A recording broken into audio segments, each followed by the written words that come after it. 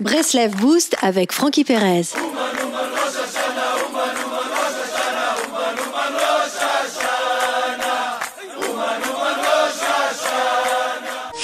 Les amis, il existe deux dimensions, la dimension de la semaine et la dimension du Shabbat. La dimension des 6 jours de la semaine relève du concept d'Esav. C'est un système articulé autour du corps, du fini, du physique, de la production et de la rentabilité. En d'autres termes, c'est la loi du plus fort. On pourrait exprimer ce système à l'aide d'une pyramide. Les petites gens sont nombreuses, mais les élites peu nombreuses. Plus une personne souhaiterait s'élever, plus elle peinera à la tâche car elle sera éliminée par le système.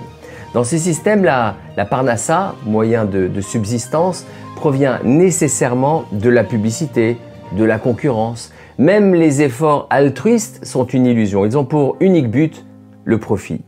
La dimension du Shabbat est quant à elle la dimension spirituelle du vrai plaisir, de l'infini et de l'âme. Il nous est enseigné dans les maximes de nos pères, qui est riche? Celui qui se réjouit de son sort. Qu'est-ce que cela signifie? Bill Gates n'est-il pas riche s'il est malheureux? Un homme endetté est-il riche pour autant s'il est heureux? Sort en hébreu se dit également part, c'est-à-dire que la richesse, c'est chercher sa propre part dans ce monde, sa spécificité, sa façon de révéler Hachem dans le monde. C'est aussi chercher sa propre façon de faire ce que l'on aime, que ce soit cuisinier, médecin ou menuisier.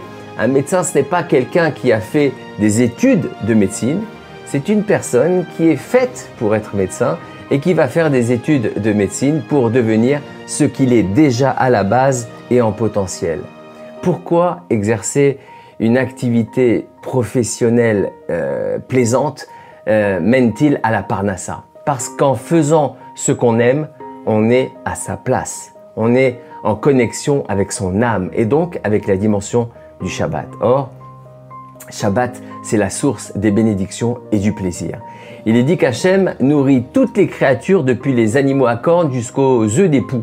Les œufs d'époux, ce sont les personnes qui ne se sont pas encore trouvées, qui sont encore en potentiel. Dans cette approche, articulée autour de l'âme et de l'infini, il n'y a pas besoin de concurrence, de publicité ou de loi du plus fort. De même qu'il y a une place pour chaque âme, il y a de la place pour chacun ici-bas sur terre. Shabbat Shalom les amis.